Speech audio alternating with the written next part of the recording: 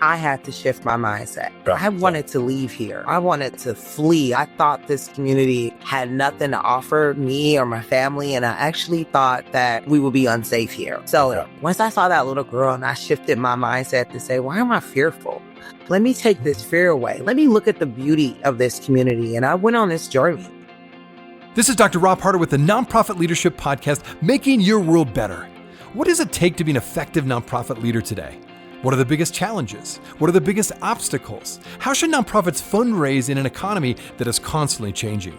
All of these reasons combined led me to start this show. And it's my hope that through this series, people can learn not only what it takes to be an effective nonprofit organization, but to hear from effective leaders who are successfully making a positive impact in their communities. We hope you enjoy this show, as together we hear how they are making their world better. Hey everybody, welcome back to the show. Well, I know a lot of you tell me that you're listening to this typically like when you're working out or perhaps when you're commuting to or from work. Wherever you are listening to this, my hope is this is just a nice opportunity for you to reflect, maybe hit the pause button. In fact, maybe you're at a place right now, you're feeling a bit discouraged. Maybe you're a little overwhelmed by all that's going on in our world, or maybe you're hitting some roadblocks in your nonprofit that you're leading and you just need some inspiration. You just need some encouragement. That's my hope, is that I really am intentional with the guests that I invite on the show. I really want you to be introduced to these great leaders, speakers. People are doing really interesting entrepreneurial things to make their world better. So that's my hope, is that wherever you are, that you be inspired today, because today's guest is definitely an inspiring guest. My guest today will tell you her story. It's a really powerful one where she had a decision. She was planning to leave the neighborhood she grew up in Chicago, to move south. And yet there's this defining moment, and she's going to share a little bit more about it during the show. But basically she decided, you know what, this community needs me, and this community needs help.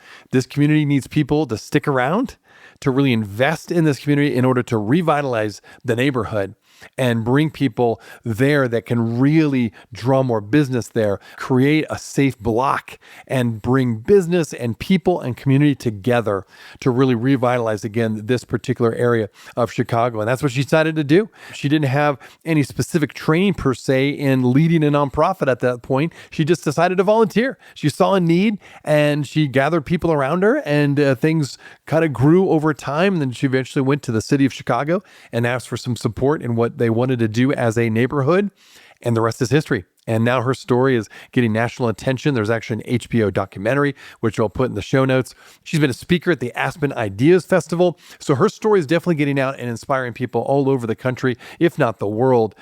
So my guest today, Asiaha Butler. She is the co-founder and CEO of the Resident Association of Greater Englewood, or R.A.G.E for short. It's a fascinating conversation, and I guarantee you will be inspired listening to her.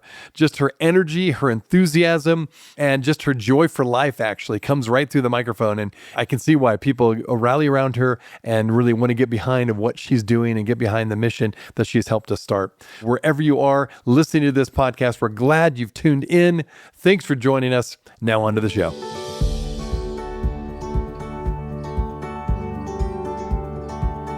Welcome to the Nonprofit Leadership Podcast with Rob Harter. I'm Alex Budak. I live in the San Francisco Bay Area. I'm a listener just like you. We're all on a leadership journey looking for ways to learn and grow. Each week, I look forward to hearing Rob's latest discussion with his guests. I invite you to join us and subscribe.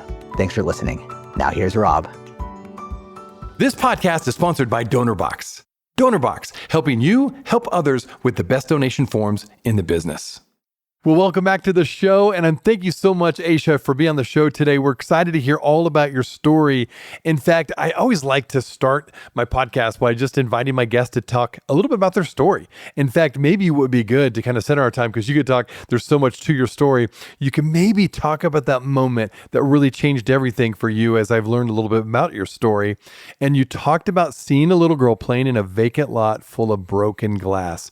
That was the moment, as I understand, that you really decided to stay where you are in your work and get involved. But so maybe talk about what led up to that moment and what that real defining moment has made for you now to set you up for what we're going to talk about the rest of our time. Sure. Thank you so much for having me today. I'm excited to be here. Yes, I'm from Chicago in the neighborhood of Englewood. And where I actually live is a block. I purchased my home back in 2002 and just really had a scary time, I would say, on my block. Very scary, from criminal activity, from robberies, the whole nine. And it was a moment that we were just ready to leave Chicago. A lot of our family had migrated to Atlanta, and we were getting on the Atlanta train just like everyone else. We were ready to let it go. And so we had did all of our due diligence and looked at places and really was ready to relocate out of Chicago. And one morning I was really looking out, and it was a vacant land. We have tons of vacant land in our community, unfortunately, due to rapid demolitions. And it was a little girl playing in the dirt. And it was a few kids, but this little girl she just, something about her having a dress on a Sunday morning in dirt, throwing glass, just, to them having a good time. But to me, made me say, you know what? I have to do something on my block. This cannot be what our young people think is the norm. And so if I can show them something different, if I can be a little bit more connected to my neighbors, because we were obviously disconnected, that's what I wanted to do. And my husband thought I was crazy, and we started on our block where we lived. And that started the journey of really connecting with the people on the block who was sometimes causing some of the issues, but also connecting with the young people who really did want to see something different, want to do something different, wanted to clean up, wanted to help with groceries. And that just started my journey. And I think after the block, I said my heart was set on the entire community, and that's where I began. Okay. I love hearing that story. Just that it's so powerful, and what a decision, because you knew what that meant to stay and how difficult it probably was going to be at that moment. Yet you were called, feels like, or you just felt this calling to help, the community that you were a part of. Now, did you start right away with this nonprofit? Did you start right away organizing people? Tell me about the first couple of steps there, and then we'll get into how you worked with the city of Chicago. Yeah, you know what? I really didn't know where to start. At first I started on my block. I did very small, tangible things. Then my heart wanted to do more. And so I literally, back in the day, it was like 2017-ish, I went on volunteers.org. I literally said, find me a way to volunteer in my community. At that time, I was working a full-time job on the Magnificent Mile here in Chicago, beautiful mile, but I would come home to abandonment and to vacancies and to, possibly gun shootings. And so I knew that the skills that I had, what I've learned through just my work in general, I could probably help. And so I really started volunteering for several different organizations within the community. And for some reason, I became the chair and the lead and the co-chair of every council or task force that I was a part of. And so with that, I started this program as a part of the education task force as a way to bridge the gap between our young people and our elders, because I did notice there was a disconnect. And if you haven't noticed already in our 2-minute conversation, I'm usually the problem solver. If I see a disconnect Yeah. or I see a problem, I just can't take that problem for the problem. I'm always going to figure out what the solution. And so one of the things were with many of those organizations I was volunteering for, they actually had youth programming, but the youth were not engaged. The young people and the elders were not really connecting. And so I actually used one of my volunteer opportunities to do a film. And so I'd started a project called Docs and Dialogue, which looked at these kind of critically thinking documentaries that could really bring our elders and our young people and families to a space on a Saturday. And that is what really I guess I met a whole bunch of Asias. I had met a whole bunch of folks like me who were looking to leave possibly the community, but knew they could do something. And so when I met them and they started being so excited about Docs and Dialogue, I initially said, hey, we need to maybe start our own thing. And the only thing that I knew at the time was associations, because I worked at an association for property managers. But I knew an association is a space that people come together with shared interests. So I said, why not have a neighborhood association, and then we can work collectively? And then that's how R.A.G.E was born, the Resident Association of Greater Englewood. Okay, so it's such a fascinating story, again, how it started. And like you said, your leadership, I would say, just kept becoming evident to everybody around you. You kept moving up the ranks, so to speak, to keep leading more and more. And then it came to the point where you and your neighbors convinced the city of Chicago to start selling vacant lots for $1. And what you were really trying to do, as I understand it, was you were trying to turn those into gardens, gathering spaces, sports fields, really to kind of create these really safe places and draw people from the community, right, to places to gather the whole community. When you think back on that, what did it show you of the power of a grassroots organization, and what can happen really when residents come together to drive a mission and convince the city to get behind it? Oh my God, that was probably one of the biggest shockers and one of the hugest accomplishments we've had as this neighborhood association. We're all volunteers. We're all working full-time jobs, but we know we love our community. And I used to tell the residents, we are the subject matter experts. Back in the day, SMEs was a big deal. So I used to say, we're the subject matter experts for our community. We know we have a problem, over 5,000 vacant land, right, in our community. No one wants to see this.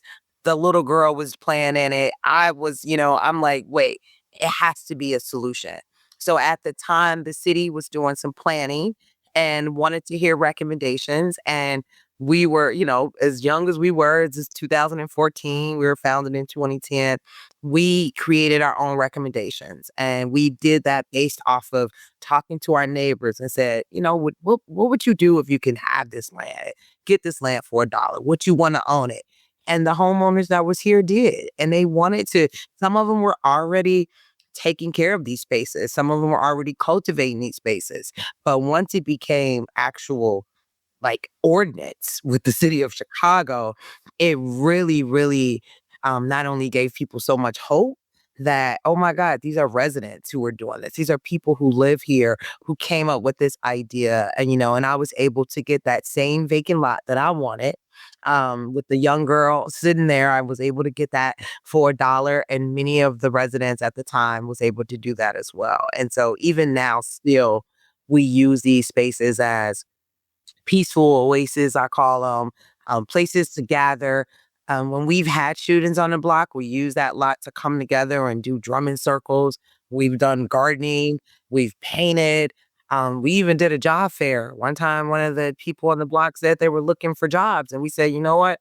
I have this. This was before the vacant space was fixed up. So I said, why not bring the jobs here? And those were kind of some of the creative things and the innovative things that came from our association, and also the residents who were right here in this community. Well, in your work, I was fascinated how you describe the work that you're doing. You call it the community development of the mind. I like that. It's a powerful phrase. When you use that language, what does it really look like in everyday practice? And how can nonprofit leaders, who are most of the people that listen to my show, how can they work on shifting mindsets at the same time they're actually running programs and doing services like you've done? Yeah, I use that a lot because I think for me, I had to shift my mindset to I wanted to leave here. I wanted to flee. I thought this community had nothing to offer me or my family. And I actually thought that I could, not that I would have death, but I would definitely thought that something we would be unsafe here. And so I think once I saw that little girl and I shifted my mindset to say, why am I fearful? Let me take this fear away. Let me look at the beauty of this community. And I went on this journey and I started volunteering and I met all these phenomenal people. And then I started using our local libraries and local parks. And I'm like, all of these assets. So I journaled, I blogged, I took pictures, and people loved it. They say, you know what? I feel the same way. I love my community too. And I think because the narrative has been so negative here, many residents like myself at the time, we was feeding into what the news was telling us until we would be in spaces where it felt different, we felt connected. And so it was a shift and it had to start with me first. And then once I started expressing that shift, that more and more people came right on board. And so even now, the shirt I'm wearing, these didn't exist before. That's Love. cool. I like So, those. we have clothes now. We are doing everything to represent our community. And so when I think about community development, I've seen practices where they want to build something really quickly. They want to build some brand new house or some brand new store, and the people still do not feel love or attached to that space. And so with us, the attachment and building relationships with each other was first before we touched anything tangible. Now, 15 years later, we're doing it, but we really needed to create a culture. And I think for nonprofit leaders, the biggest thing, and I think that people sometimes miss is the culture, the why, and the spirit that you feel more so than the programs that you administer.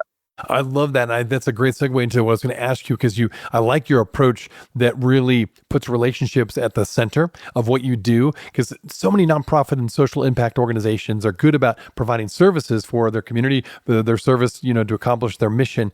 But at the end of the day, so much of what we do is really centered around relational. Some of the challenges that you're facing are really relational at their core.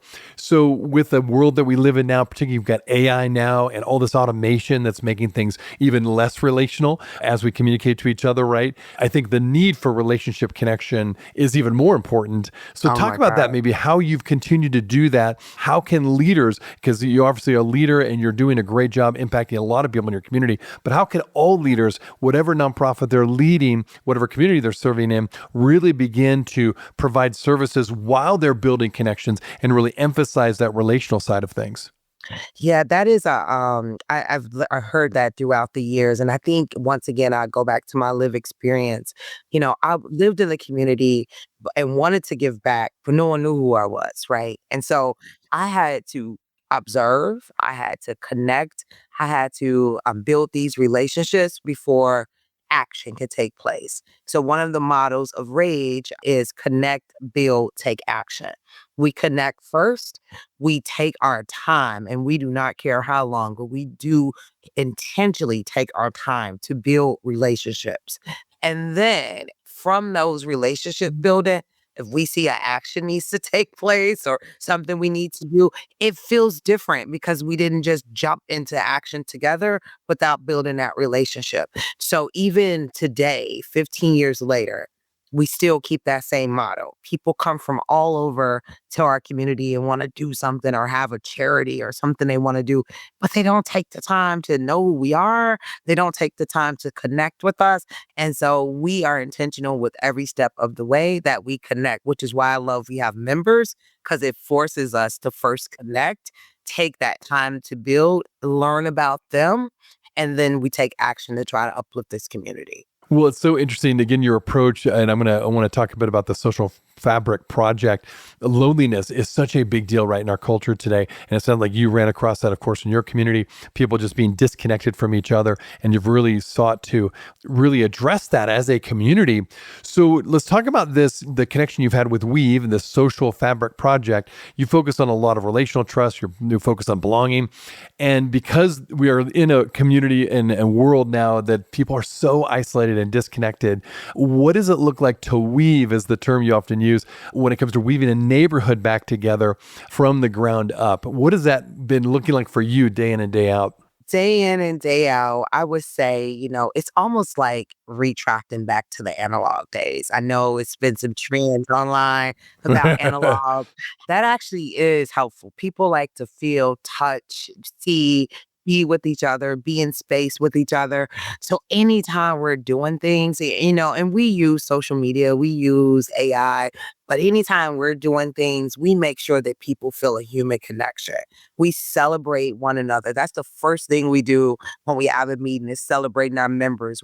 Who has a birthday? Who just got married? You just got a new Nice. Love grandchild that. or whatever the case may be, to really center it back to us as people and not just be so caught up in this kind of fast paced, disconnected world. When I was doing this work, I met David Brooks and he was talking about this loneliness that so many people have within America. And I felt a little privileged that I feel that in my community. We're always together. We're always talking. It's always communication. It's always support. It's always relationship building. And so once I shared our story, then I learned that it was millions of other weavers very similar to us. And these are very tangible, like we almost, like I said, got to go back to the analog days, like hang on the block. We do something called porch life. Okay. Talk about that. Literally, Yeah. it's What the is that? culture. It's the culture of our community is hanging on the porches and hanging out. And that, Okay. forget a phone. This is where the real action is. So we took that and actually made that a tour throughout the community, not only just to connect with our members on their porches, but to connect with their neighbors. Because we've noticed some of our members wasn't connecting with the people on their block until we show up, we pull out a tent, we get some music, we bring beverages. We actually don't talk about any programs. We just meet people where they are. And so many folks are like, I love porch life. When you come do my porch, come and hang on my porch. And again, so much of our work, especially the work of R.A.G.E, is from my lived experience. A lot of the strategies and things that I used to do with residents who I met, we did it on the porch. We came up with ideas on the porch. And so why not keep that cultural kind of preservation of hanging out on the porch? And so I would just say, in a world like this, and we know it, we see it with people who doom scroll all day or just, feel so isolated, and we have just really made an attempt to be as personable, even more personable. We pull up on our members soon as they join with baskets and, hello, welcome to the neighborhood. Just really going back to kind of that post, that pre-technology phase when people were literally talking to their neighbors and saying hello and saying, did you see the car over there? Or did you know that this was happening? And we have really built that culture, not only through our association, but throughout the community. And so I love it. I have a balance of it. We know we use technology to the best of our ability, but when it comes to each other and talking to each other in spaces, we make sure we provide space for just human connection, celebration, and honestly, for our community healing. Yeah. Oh, I love that. It's crazy to think that, it's countercultural what you're doing, in a sense. You're going back to the analog culture, but I think it's so powerful. And I like what you said. It's healing. And Yeah, I it think is. it's healing. And I think we, just as humans, we need more and more of that. You're absolutely right. I think I'm a big proponent of technology, but some technology pushed too far, particularly when it comes to, when you get to the point where you're doom scrolling by yourself all the time, it really then disconnects us to each other. And so I love what you're doing. Well, another piece that I wanted to highlight for the show today that really characterizes your work is you're a big proponent of ownership and wealth building for those in your community. In fact, a couple of the I'll put this in the show notes too for people that are listening. You've invested your time and work things in things like the Buy the Block home ownership program. You talk a lot about economic justice and how that's a big piece of what you're doing. So I think it'd be always good to say, tell me your definition of economic justice and why do you see that as so central to healing in your community and really developing a community that owns not just these lots, but really owns the community for the better and makes it a better community to live in. I would just say, unfortunately, many of us are living in the after effects of redlining, right? So Englewood is a prime example of a community that historically was harmed from redlining, predatory lending, appraisals. It's so much harm. So even in our mission statement, we talk about restoring this community because we know we have been harmed. And so one of the things that was very harmful is really taking away the opportunity for most African Americans to own in our community. And so my grandfather was a homeowner. My grandmother was a homeowner. He was also an entrepreneur. I remember working at his local store. Everybody knew Cheap Charlie. That was his name, Cheap Charlie. And I want to go back to that. I want to go back to the moments we knew the mom and pop owners. We knew our neighbors on the block. I don't remember when I was younger seeing vacant lots. I don't remember seeing abandonment. And so this is years later, tons of years later, but still, this is the atmosphere and the landscape of our community. So her thing is, what could we do to share tools, pathways, techniques, live experience so that other people can also have ownership? A psychological shift happened with the effects of redlining. People are afraid to buy. A psychological shift happened with contract buy-in that happened in Chicago, where grandparents' homes were snatched from them. So people are hands off of home ownership. So we once again have to do more, really some cultural shifting in the way people view home ownership. And by the block, I tell everybody it's really aspirational. We're not saying you have to buy the entire block. We would love if they do. But, let's know that you can start somewhere. And like myself, I purchased several properties. Some of our members have gotten the land for $1. So for us, if we have several properties on our block, we have bought the block, right? And so we want more and more of our neighbors and more of our residents to have that same idea, because we see the ones who do own and have stewardship of these spaces, they have peaceful blocks. And I'm a living testament of that. Me being here, I have a peaceful block. My board chair, she has a peaceful block. And so we know that can, even in the midst of crime or whatever the case may be, that home ownership gives you a little bit more. That's what it did for me. It gave me a little bit more power. It gave me a little bit more agency. And we want to spread that throughout the community. We'll be right back. Are you looking for an easy and effective way to boost your nonprofit's donations? Well, look no further than DonorBox, the online fundraising platform that streamlines your fundraising efforts, maximizes donations, and simplifies giving for your supporters. With DonorBox, you can create beautiful donation forms, accept digital wallet payments, track donations, and send auto receipts. And the best part? There are no setup or monthly fees and no long-term contracts required. So what are you waiting for? Visit donorbox.org today to get started. That is www.donorbox.org.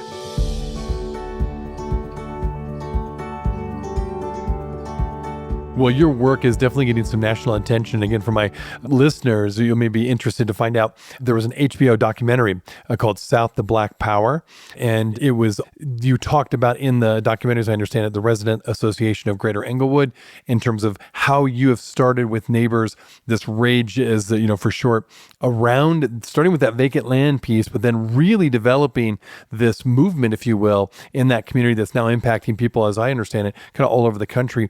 Talk about, as your reach has grown, how have you managed to scale your impact without losing that authenticity, that trust? I've seen that with other nonprofits. They kind of lose what they started with, or they even get on mission drift and they kind of get away from what they first started with. How have you stayed true to your original mission and your authenticity that seems to be just exudes out of you, even as you talk today? Yeah. It's great. I love it. It's great. Thank you. Even as we celebrated 15 years, our theme was people, passion, power. And so we are rooted first in people, right? Nothing can happen.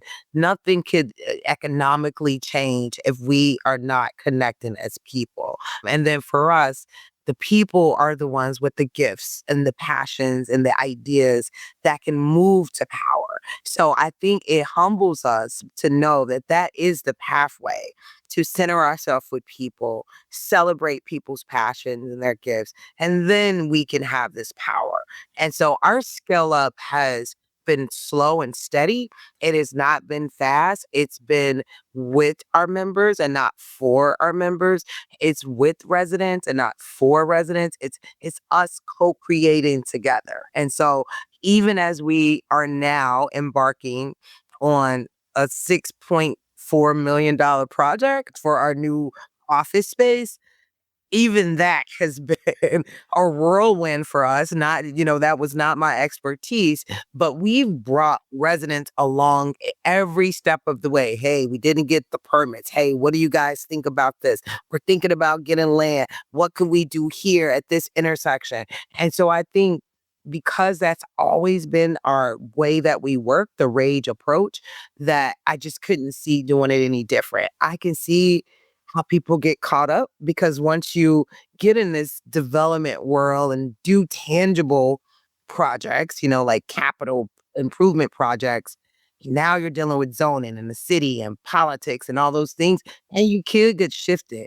But I think if you ground yourself with the people, you kind of laugh about it like, okay, I have to deal with this as we scale up.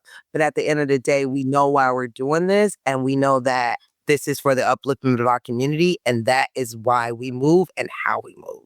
But I've seen the same thing, and yeah, we never wanted to go too quickly. I'm glad it took us 15 years or 14 years to start purchasing properties, renovating properties, because that culture was so much more important to build up. And so we understand that, like, now people see it like, oh, R.A.G.E, where y'all come from? We've been Uh-huh. here, but You've been here for a long time, yeah. we've been creating a spirit that you can't see sometimes and you only can feel. And so I think now that people can see and touch some of the things that we're doing, they're starting to also feel the work as well. So yeah, I stay grounded. I stay grounded with that. Yeah, I love your story around that. And, it's so important for nonprofits to be able to tell their story and to own their story and to really then communicate their story to get more support, to make sure people know, not just in the community, but people, even in this case, around Chicago, around the country now. In fact, you've had the opportunity to talk at places like the Aspen Ideas Festival, for example. So how would you coach the people listening that are nonprofit leaders? How do they claim their own stories and share it effectively like you have? Because it's obviously that you've been able to do that, which has brought in, I'm assuming, more support, which then you can expand your program and reach more people. So how can people get better at their storytelling? Yes, it's not easy, and I'm still learning. I'm a life learner, so I'm still learning because I have so many stories now that I have to pivot, like which one is the best one to share. But I think one thing that we realized after our reflection, because we celebrated last year, no, in November, our 15-year anniversary, we did a whole entire elevator shrine of all of our work, our old flyers. And I think what we did from the offset was document our own work, and we didn't realize how powerful that was to the work. Because now we can look back and say, oh my God, no, everybody wasn't using technology as much as they do now. People wasn't on social media. They wasn't taking photos and archiving things. And so I would say document every step of the way, not just for social media, for your own archive, and then also build in reflection about it. I think a lot of nonprofit leaders, especially the ones, we work with, I have members who are nonprofit leaders, they just go, go, go, go, go. And they never really pause to reflect and celebrate and look back at how far they've came. And so I would say embed that in your work, the thoughts of reflection, the moments of reflection, being proud of how far you came.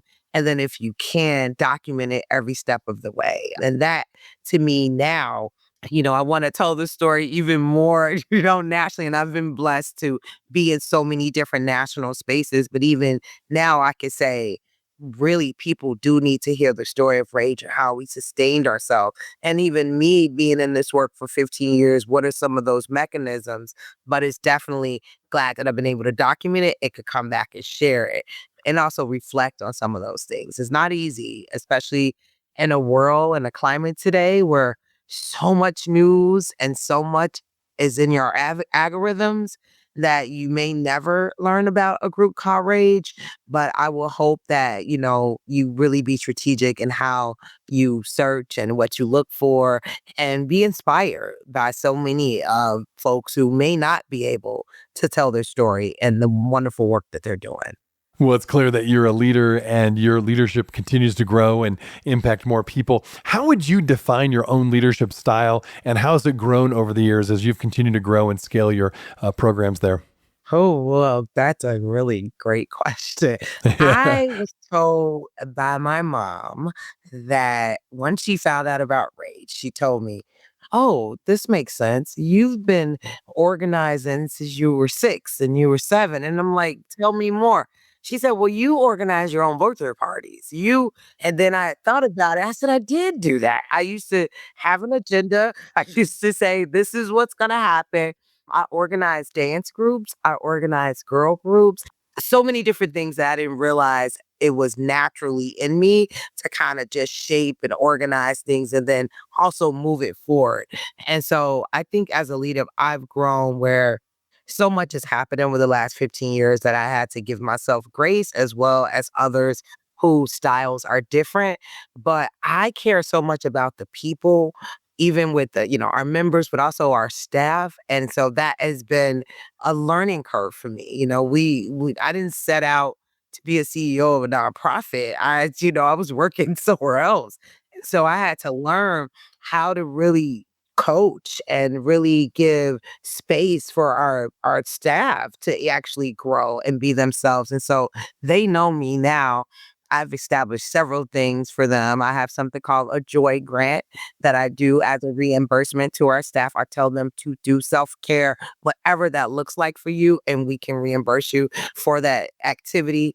I make sure when people are sick or not feeling well that, hey, forget the work. The work will always be here. Take time to rest, take time to reflect. We put reflections in all of our work. So if we had a really great week the week before, we reflect on it as a team. What did you like? What did you see? What did you learn? I've also learned as a leader, I was telling my team this the other day, disappointment breeds development. So anytime you are disappointed by your performance or disappointed by an outcome, what did you develop? What did you learn? So I'm always looking at even something that may get under our skin as an opportunity to develop or maybe pivot and learn. And so I would say I'm flexible. I would say I'm very reflective. This is my ministry, I would say at this point, and a part of who I am as a person. And it's just so happened to be the neighborhood where my family is from. And so I get so much joy. And I would say, as also a leader, we like to have fun too. Like, you cannot not have fun with the work. If you're not having fun, you're in the wrong business, because whatever you're doing, when you're doing social impact work, it should be extremely rewarding and fulfilling and fun. And so I'm always adding that. I do Freedom Fridays. Hey, you're free to do whatever you want to do on this Friday. No work today. So I've learned from a lot of Nice. I like that. I've learned from a lot of different CEOs and a lot of different leaders and other mentors, just different techniques that add to my little toolbox, and I continue to learn and grow.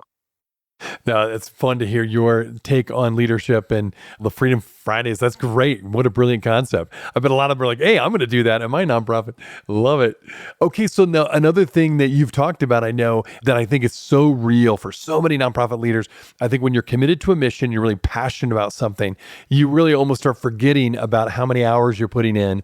And particularly when you're going through and working with difficult issues, whether it be food insecurity or, trying to basically, in a sense, reclaim a neighborhood and revitalize a neighborhood. I mean, there's a lot of work that goes into that, and it could often lead to burnout as a leader. How have you prevented burnout in your own life and really created resiliency, if you will, not just you, but your leadership team, so you were able to just keep moving forward? Yeah, a couple of things happen. Used to hear people say the term burnout, and I was like, what do they mean? I have all this energy. I'm always up, up, up. But it was a point a little bit after COVID that I just felt completely drained, and it just felt like the days ran all into each other. And I started saying, wait, something is happening. And so I took some time away. A lot of times I'll just do a solo time to myself. I pray a lot. I'm very spiritual. I read a lot. And so to kind of rejuvenate myself. And so I really learned that rest breeds the best work. I tell my staff all the time, the work is actually not going anywhere. The issues that we face has been done for decades. Like, we're dealing with decades of harm. So we have to rest. We have to reflect. We have to reset. So I'm a huge proponent of resting and reflecting and resetting and even pivoting and not taking it so in, and also having fun outside of the work, even though it's my life. I mean, literally from the day I get up to the day I go to sleep, I'm talking about the work that I do because it's so rewarding. But sometimes I will purposely just be like, you know what? I'm going to go downtown and dance today. And I I'm going to love just it. go have some fun, or I'm going to go hang out with a friend, or I'm going to go talk to my mom, or I'm going to just, be with my nephews and my niece and play games all day. So just so that I'm not always thinking about the heaviness, and I just find light times. I find light activities. Me and my friend, she was telling me about this candlelight session with R.A.G.E. It's like classical music, like things like I just do things that are light. And so to balance it out, and then anytime that I ever feel depleted, I know that's when I step back to refill myself up and rest and come back stronger. And so I encourage my staff to do the same thing. And I live by that motto. Rest breeds the best work. And if you don't rest, you will have horrible work, horrible The power of outcomes if rest. you are not rested. Yeah, It's a there is part. They no go doubt. hand, they're a couple. They go hand in hand. You got to Uh-huh. have them both. Yep. Oh, I love your intentionality about that, and not just about your leadership, but your intentionality of taking rest, taking care of yourself, self-care. So important. Well, I have a feeling my listeners are going to want to find out a little bit more about you, find out more about the work you're doing there in Englewood and Chicago. So how best can people connect with you? Where would you send them? I will send them to our website. We just actually got it revamped last year, RAGEenglewood.org. So that's R-A.G.E. and G, and maybe you put the link in, but Englewood.org. It's with the E, but it's only one E in the URL. And then they also can just follow us online, Rage_Englewood with the E, or myself, Mrs. Englewood, MRS_Englewood. We're everywhere. We're on TikTok. We're on socials. We have a website, and they could call us. Look, I'm good in analog. We have a landline. You can do it all. They can do it all, and definitely get in contact with us. I think, we are always willing to share. I'm always now doing this for 15 years, especially in this role. Starting this from scratch. I definitely am open to share some of my techniques. And even when we talk about self-care, people think of it as like an event, like it's every day. So I meditate every day. I pray every day. I reflect every day, and so I think once you get it as a part of your habits every day, you can really avoid burnout because, yeah, this is tough work for anybody in the nonprofit sector.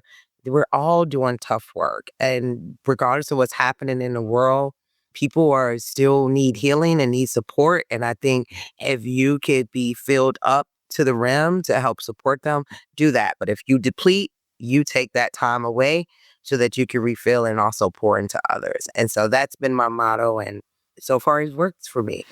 I feel good. That's good. That's great advice. And again, what really stands out to me, just your willingness to stay where you are, to really build into the community you grew up in, and build that community, revitalize that community. Could have left 15 years ago, 16 years ago, right? Maybe 20 years ago, and you stuck it out. And I just think that's really commendable. And look at the results. You've got a lot of people now excited and moving forward. There's momentum, there's excitement. And again, you're impacting people now around the country because your story's gotten out, through HBO, as we mentioned, and the Aspen Ideas Festival. So anyway, just so great to have you on the show and have you share a bit of your story. And I appreciate you taking time. Thank you so much. This has been so joyful. And please look us up, RAGEenglewood.org. You got it. Well, Aisha, I love the energy. Thank you again for taking time and for inspiring us all today. Thank you. Hey, friends. Well, I wanted you to know that this podcast can be found on iTunes, Spotify, Amazon, Google Podcasts, and wherever you listen to other podcasts. I also want to encourage you to like, subscribe, and share this podcast with others. This will actually help us get this great content out to more nonprofit leaders just like you. You can also join the Nonprofit Leadership Podcast community. Find other resources and interviews of past guests all on my website, nonprofitleadershippodcast.org. Well, thanks again for listening, and until next time, keep making your world better. This podcast is sponsored by DonorBox. DonorBox, helping you help others with the best donation forms in the business.